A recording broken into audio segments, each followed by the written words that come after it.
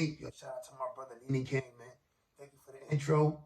And if you're looking for some fire beats, some fire bars, look no further, baby, than BX Finest. Nene King, baby, my brother, brother Dave. Check him out on social media platforms, man. LEANAHCANE, man. On the gram, on the book, brother doing this thing, man. Once again, BX stand up, man. But yeah, everything and anything that affects the sports world, I said your man Big June's gonna talk about it. So everybody's like, yo, how you feel about all the emails, John Gruden resigning? You know how I feel about it. We're gonna get into it right now. Well, my first question is, who else is involved? Because you think about it. If it was him, Adam Schefter, and the GM, the former GM from the Washington football team, right? Bruce Allen. And they were going back and forth on the dialogue. So you gotta ask yourself, who else was involved? There gotta be different parties to this, right? The second question I wanna ask is like, how long did the NFL know? You know what I'm saying? Like, how long did the NFL know? Because he allegedly these emails came out when he was an announcer for ESPN, co-hosting Monday Night Football with Mike Tirico, who came out to his defense when the first email arose. When he said the derogatory comments towards the players union, the Marcus Smith, or DeMaurice Smith, excuse me, and a couple of other emails started leaking. The one against Roger Goodell, the homophobic statements, the one basically voicing his displeasure with the NFL, how they dealing with concussions. Eric Reed, who was Colin Kaepernick's right-hand man and used to kneel for the anthem. So there was a lot of issues, a lot of emails where he basically was expressing himself, right? So you ask yourself, if you amongst your peers and your circle, you don't expect for that to get leaked, right? You don't expect for someone to leak that into the social media network to anywhere, to ESPN, to any platform. But it is there. And now everyone gets to voice their opinion or what they think you are. Whether you're a bigot, whether you're a racist, you open that can of worms for yourself. You're looking to get judged on right now because of your actions, whether they were 10, 11 years ago, right? And now everything started to explode once the other ones came out. And the derogatory comments, the homophobic statements. And, now you open up a can of worms. Because now you got this activist coming at you, this group coming at you, everyone's coming for your head. Tony Dungy had to retract his statement from the first one, when that first email came out.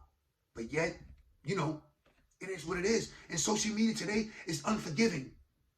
So right now, my man, you definitely look like a racist. You definitely look like a bigot. And you said, there's more to come. I'm basically saying that you ain't the only one. And we all know that. We all know that. So that's the third and the fourth question that I want to know. Who else was it? Who else was involved with these emails? That knew of the dialogue that was going on, the words that were being typed and sent. Because it wasn't only the Bruce Allen, right? How did Adam Schefter get a hold of those? Who in the NFL offices conducts and decides what emails to leak and what not to withhold this and to spread this one out? Now, I always felt the NFL chooses and picks who they want to battle with and who they battle against.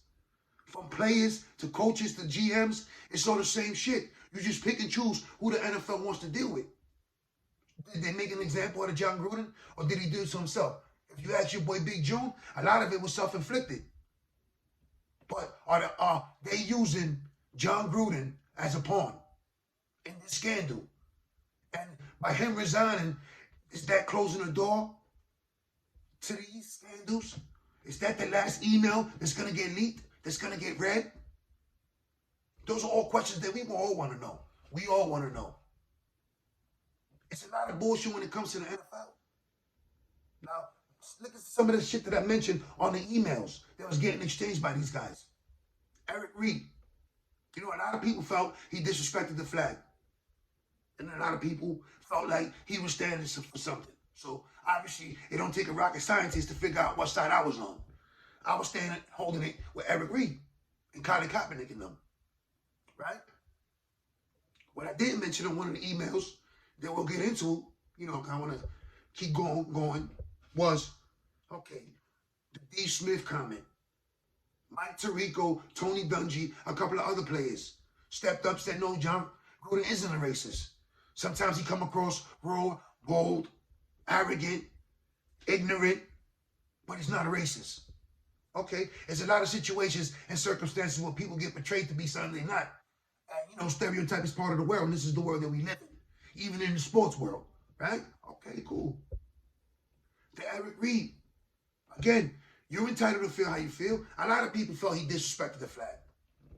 A lot of people felt that he was standing for something. So again, it's always, the lines are always drawn, and you're always going to pick a side. So what he did, and no one can save him from this, because this is 2021, and this is the life that we live in, right? In 2021, everyone is sensitive.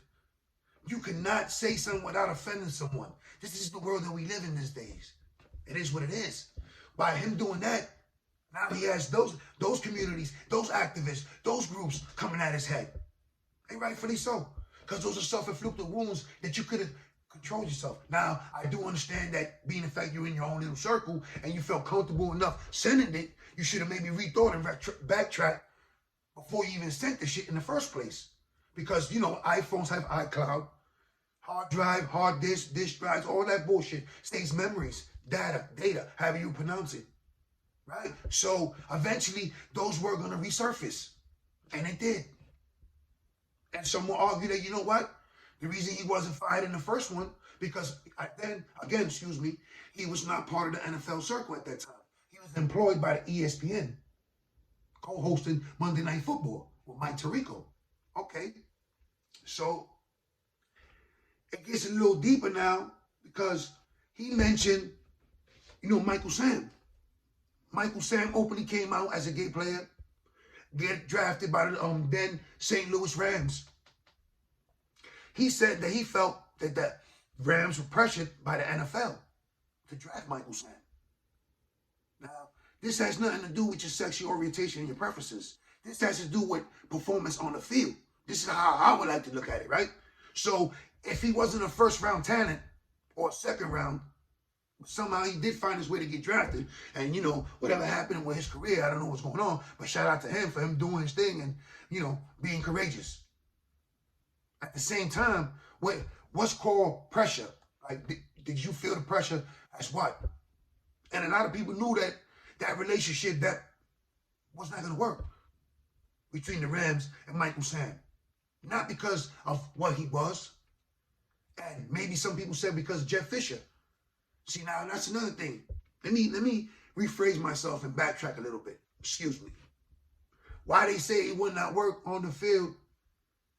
Because the stereotype was already there. Let's keep it real. That's first and foremost, right?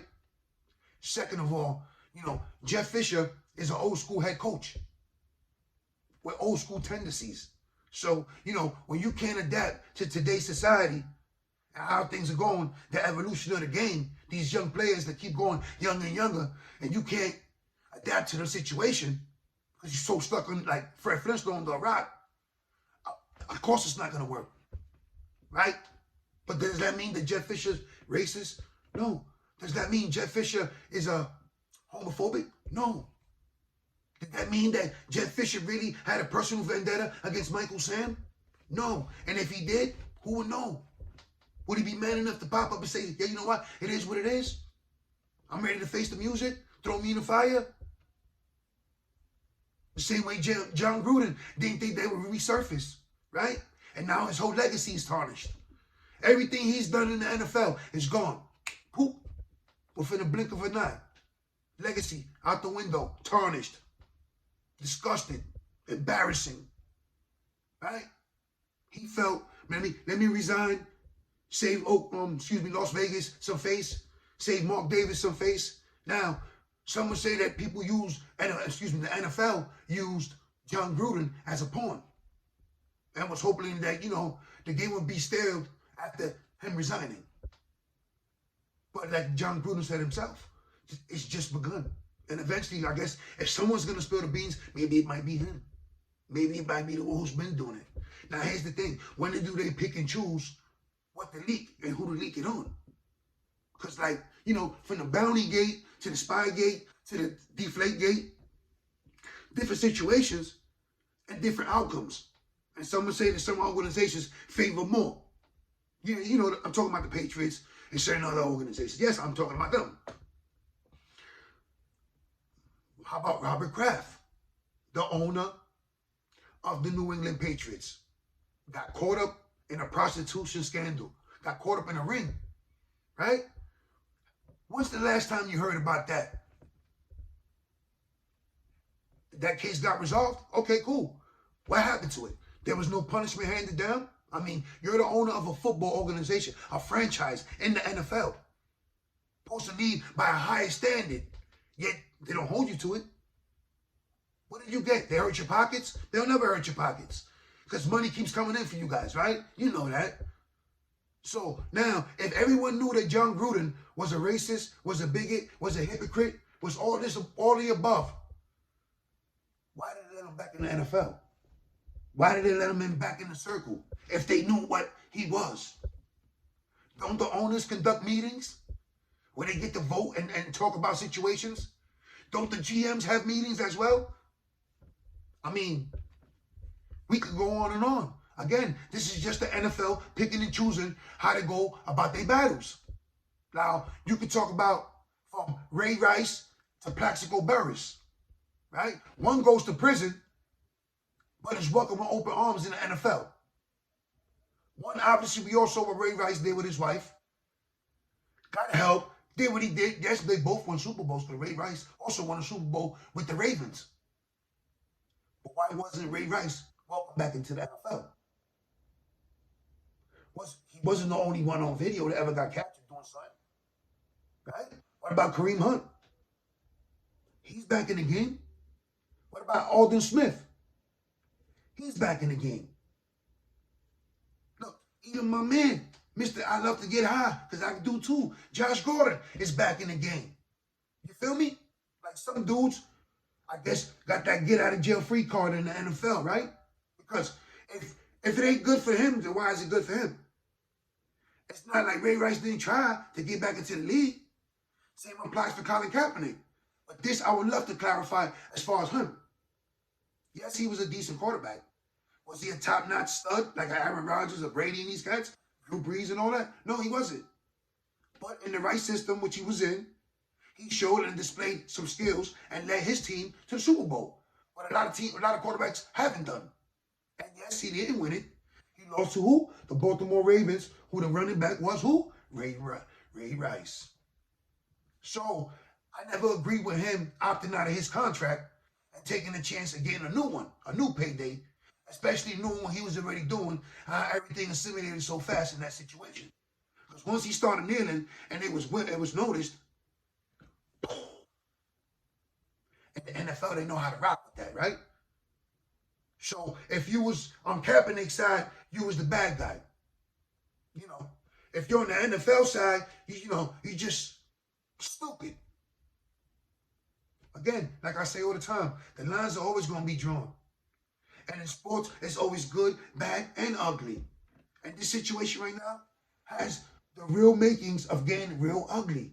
Because if emails continue to get leaked on certain different individuals, and someone feels like, we had enough with John Gruden, we have enough to keep going and keep rocking people, then who's next? I mean, people literally might be shaking in their boots right now, praying that it's them. It's not them. Any GM right now should be shaking in his boots. A head coach. If it was up to me, I would love to see Bill Belichick and some of them guys. Put them all out. That's another thing. If you want to expose one, expose them all. Let's have some fun. Expose everyone. Because John Gruden, for damn sure, ain't the only racist or hypocrite or bigamist or whatever you want to call him. It's a whole bunch of that in every sport, especially in the NFL. So let's expose everyone. Don't you think it's time to do that? I mean, let's even the field. It's obvious, man, certain things that the NFL really don't care about. Look what happened to Zach Wilson over the weekend. Everyone saw how he was getting hit. No flag was called. It is what it is. Do you think you can hit Tom Brady like that? You couldn't even breathe on him. The NFL implemented a new rule for Tommy Boy. For Tommy. You know what I mean? But do you think certain quarterbacks could have took those hits without a flag called? Of course not. Of course not. Because once again, from the referees to the GMs, to the head coaches, to some of these, suck-ass players too, everyone pick and chooses. Or if you ain't got nothing to say, you can't just shut the fuck up. Especially if you don't even know what you're talking about and you just running your jib because you got lips. So, whether you feel he was this or you would feel he was that, whatever, let's all stay tuned. I don't eat popcorn, but you get yours. Because it's about to be a show or it's going to be a movie. You feel me? Because if you think that John Gruden was the last piece or the only piece that's going to get exposed, sit back and relax. It's about to get juicy. You feel me? It is what it is, man. A lot of that shit was self-inflicted. Those are wounds you gave yourself, homie. Those are called battle scars. You dumbass. You should have thought about that before you start sending shit, man. For you young boys and young girls and anybody who wants to text and send emails and all that, and then you caught up in the moment and you feel a certain way, make sure that you look at what you're writing. Think about before you send. Really consider what the fuck you wrote and consider what you're about to send before you click on that send button. Because obviously it won't cost you millions like John Gruden, but a legacy, gone. Image, gone. Anything that was ever good associated with Chucky, gone. Oh, and by the way, I feel your man Big June right here feels like millions feel. He benefited.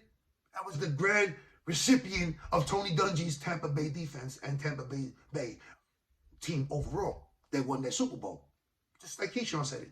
Everyone said it. Everyone knew it. It is what it is. He got his due. Congratulations. And then Tony Dungy ended up getting one too. So it is what it is. But a lot of us felt that way. That was Tony Dungy's team. That, basically, you took everything off his blood, sweat, and tears and gained that. You got that Super Bowl. You rolled off. But like Keyshawn said, what did you do afterwards? Nothing. So it was always mind-boggling how Vegas brought you back. I know you're a figure. I know you stand out. You're more of a character than a coach to a lot of people in the circle, right?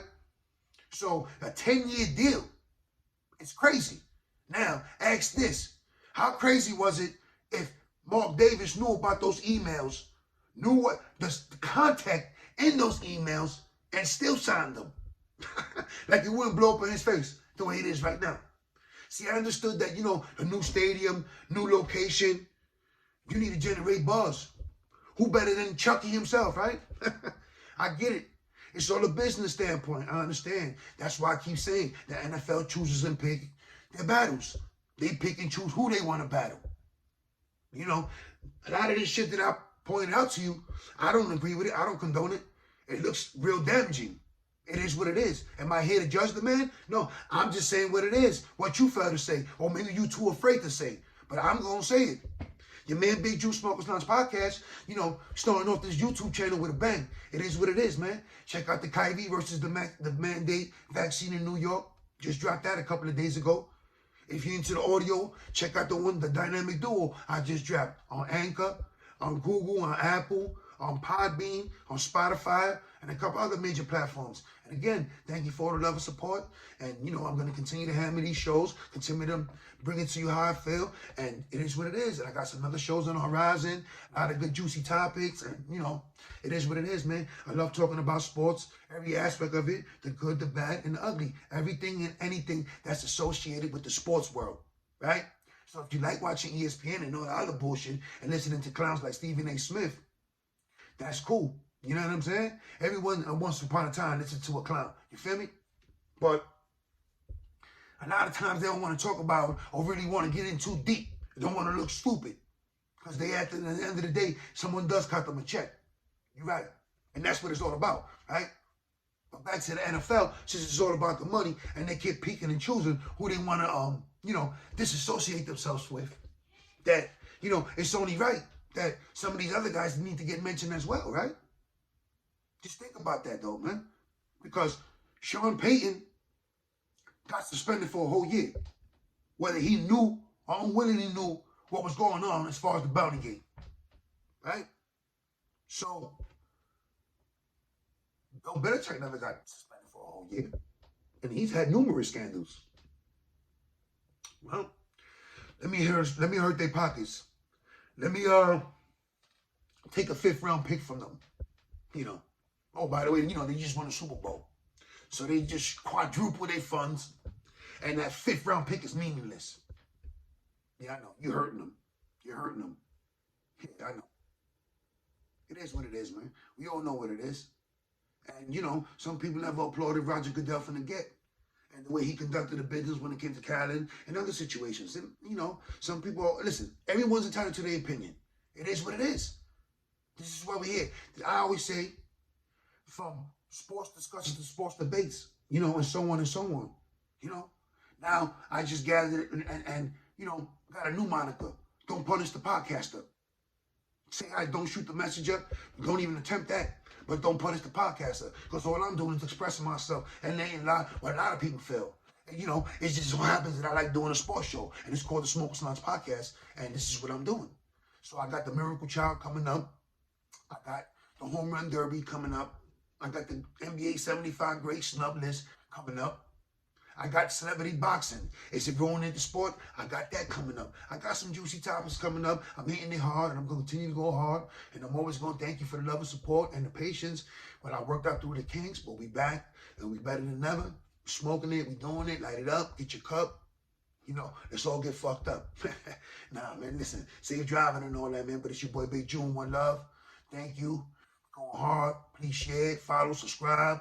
I'm going to keep giving it to you. You keep telling me something. We're bringing it. Have a conversation. If you want to jump on a show with me, you're more than more likely. Hit me up on Instagram, YouTube, whatever, man. Everybody's more than welcome on this platform to express themselves, man. You want to talk about sports, you want to discuss it, you want to debate it with your boy Big June, open arms, open season. You're more welcome. You're all more than welcome. You feel me? It is what it is, man. Everybody stay safe and blessed, man. And peace to all my family and friends out there in New York, man. Stay safe. Let's go Knicks tonight, man. It's your boy Big June, man, signing out, man.